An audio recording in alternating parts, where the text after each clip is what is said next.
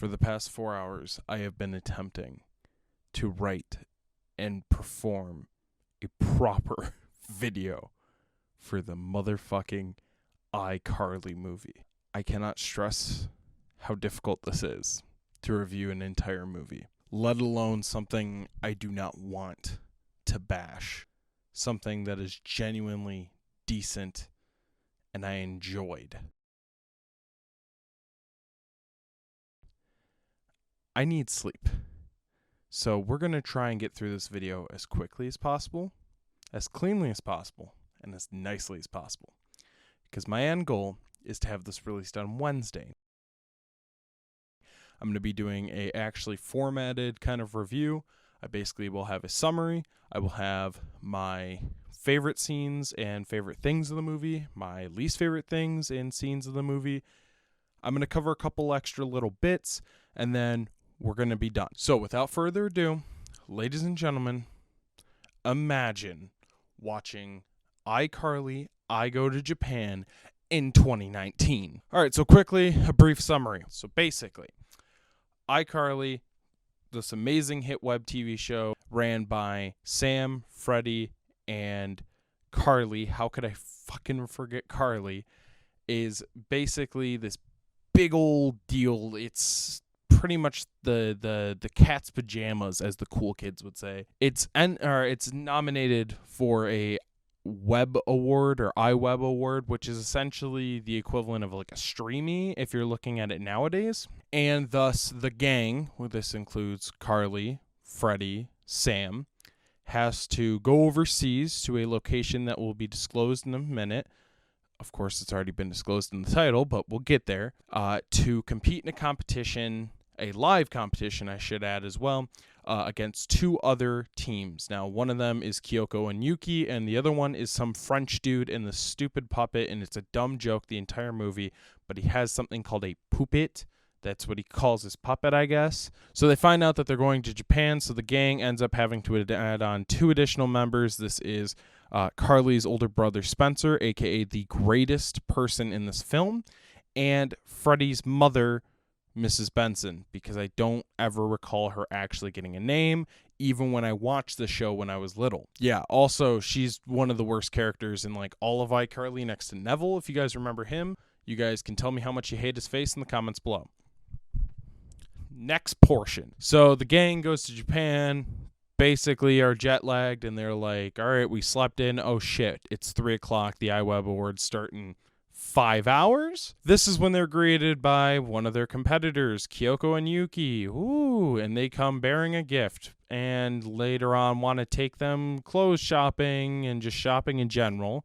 And they want to be kind and send Spencer and Freddie's mom to a massage. Guess what? They're evil. Yeah, it turns out the massage is a seaweed wrap that entraps Spencer and Freddie's mom.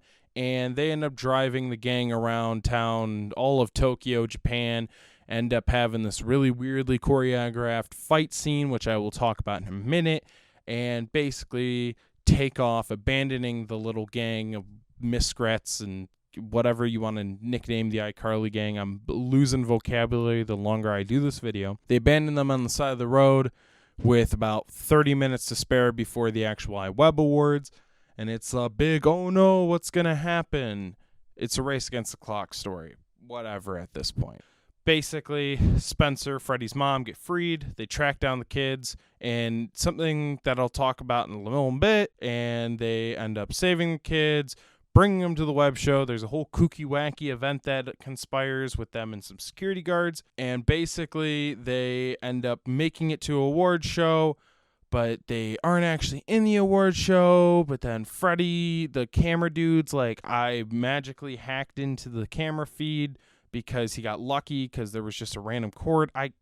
It was kind of an ex machina, but it's a Nickelodeon movie. I'm not going to sit here and gripe about that too much, but I'll gripe about other things because I'm a picky bitch. So next thing you know, they broadcast the feed to the entire event. Carly and the gang ends up winning. They go home on a cargo ship, and everybody's happy. So that's your summary. That's your brief summary. So quickly, I want to talk about what I liked about it, what I hated about it. So first off, what I liked about the movie. I think the Spencer, I wish I could recall the actor's name. I've loved this dude in pretty much every single Nickelodeon show that he's ever been in. I think is it Jerry Trainer? I'm going to assume that it's that. But if it's not, Brandon, please correct me in post. Pretty much funniest dude in this entire film. I mean, even the bits that were supposed to be like the super funny stuff did not even compete with what he had to bring to the table. I mean, literally within the first 20 minutes of the movie, his head is lit on fire at one point, and he is getting shocked by a Japanese cardboard cutout holding an ice cream cone. I fucking find that hilarious. I thought that, he's a funny dude. He's a funny guy. We love him. I don't know why I wanted to call him Jerry Springer for a second or Jerry Seinfeld, but let me tell you something. He's better than both of those two combined. Hot diggity damn. So another kind of bit and portion of the actual movie that I enjoyed was, I kind of talked about in the summary of the kind of finding the kids.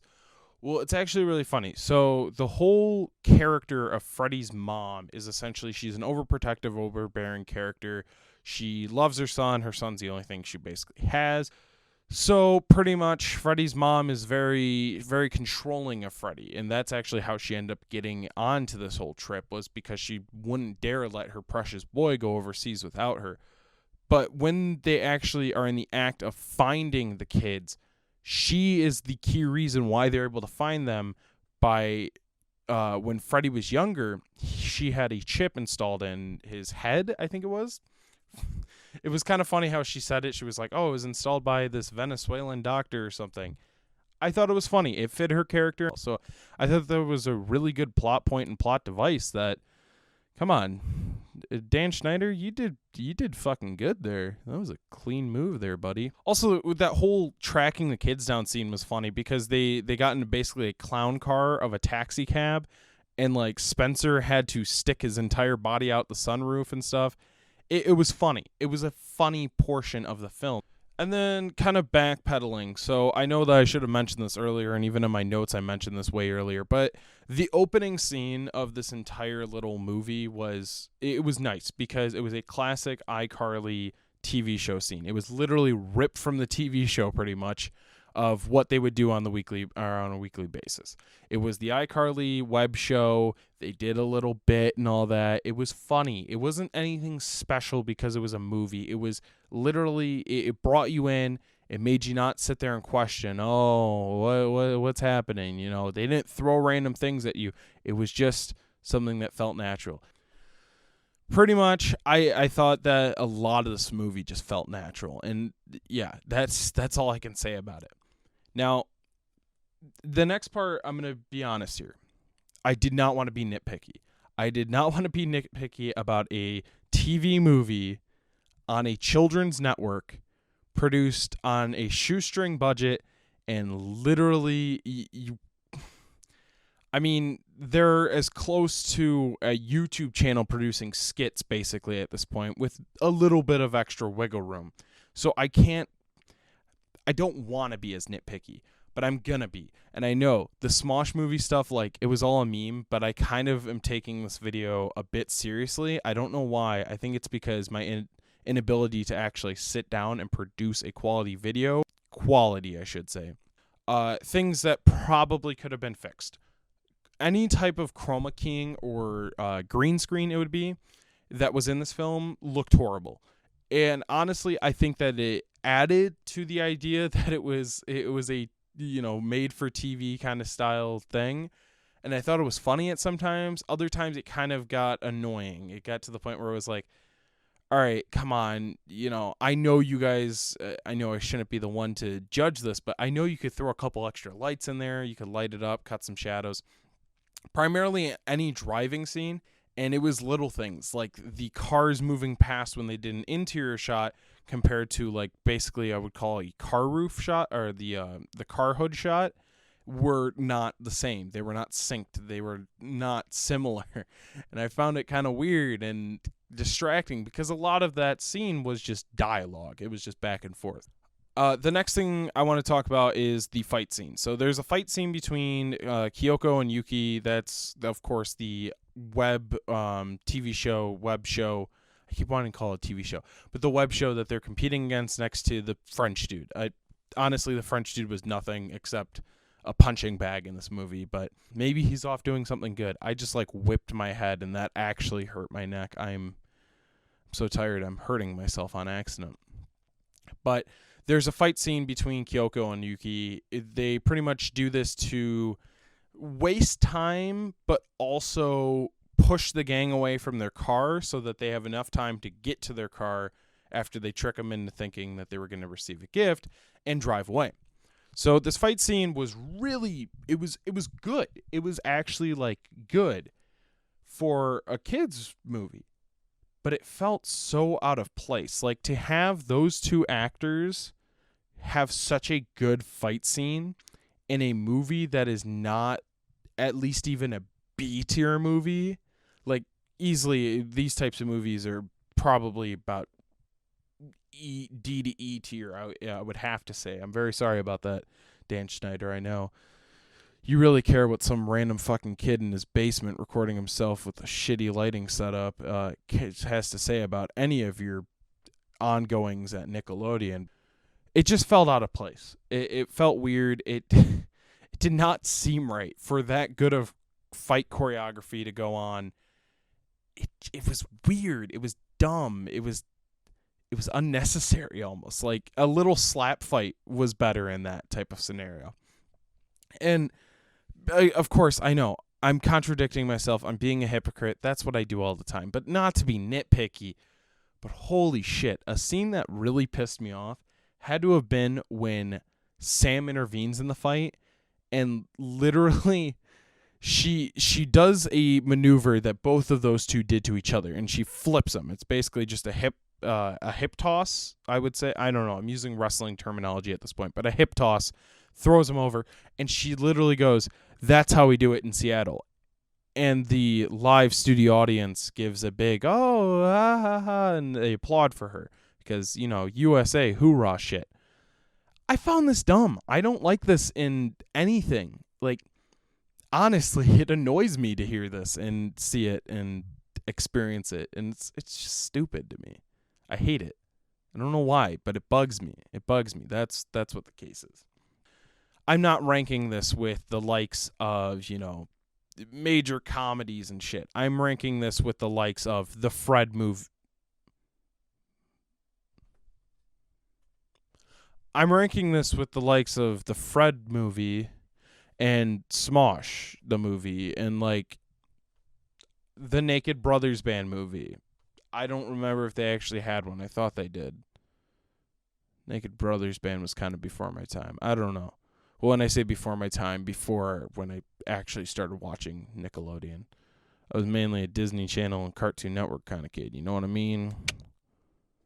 Brandon, what the fuck are you doing with your life? You're literally wasting 20 minutes of your life that you could be sleeping and getting ready for work talking about the Icarly movie.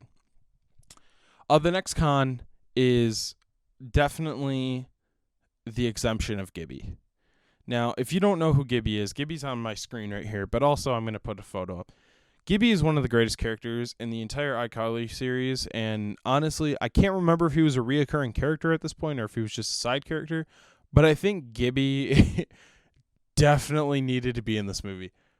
His antics and like his wackiness, I think, would have been really helpful and really would have played off of Spencer. I don't know. I like Gibby. I think as a child, I associated with Gibby, and even to this day, I associate with Gibby a little bit, And no, it's not just because I'm fat. It's because, Gibby just wants to fit in, and that's how I feel sometimes. It's very fun, Very fun time, Kanye. Why did I make a Kanye joke? And then, besides the whole lack of my precious boy, my sweet boy Gibby, I'm wearing the same hoodie I did in the Smosh video because I swapped clothes like 6 times debating to go to the gym or not, and I just can't. I have to get this video done. Okay. All right. So the final point that I want to bring up about what I didn't like was the iWeb Awards. Again, nitpicky son of a bitch Brandon here. Welcome to the next segment. Nitpicky son of a bitch Brandon here. Hypocrite Brandon here. Starring hypocrite Brandon here, I should say. Yeah. The iWeb Awards, the audience was the most annoying fucking thing in my mind. I could not stand it. It was literally, you could actually see where they filmed a row of people and copy and pasted it. And like, it wasn't, it didn't even try to hide it. They didn't try and do any movie magic or some shit. No, they literally took probably 3 rows of people, spaced them out, and then copied and pasted them. Probably a couple more, maybe just some splotches of people. But then they literally just copied and pasted them. And I just felt weird watching this. It felt stupid to me. And it honestly gave me a headache because I was literally counting, like going, okay, that's the same guy. That's there. It was weird. I didn't like it. Also, knock off Ryan Seacrest. I don't know. I guess Ryan Seacrest was a big joke around this time because even Spencer made reference to him. Well, what the fuck am I saying? I know Ryan Seacrest was a big joke at this time. I know he was a big thing. God, I act like I didn't grow up in this time period. I act like I was born yesterday, but also I was born 300 years ago. What is this face I'm making? Jesus Christ. Ugh. My eyes are hurting, and I have a light like right in front of my face, too. So that's not making things very hot, as Will Smith would say. Okay. So that's pretty much my whole rundown of the movie. So that's pretty much my whole rundown of like what I like about it and what I hated about. Well, not really hated, just disliked about it. Honest to God, kind of my takeaway here is I enjoyed this way more than the Smosh movie. And we're going to real quick do a little segment called How Much Was Everyone Paid to Be in This Masterpiece? Because I want to compare it to the Smosh movie. So 1 second real quick as we punch in the numbers to the computer. And we have found a verdict. So according to, and I know that this is not the best place to go to, but answers.com, apparently each show had a budget of $180,000.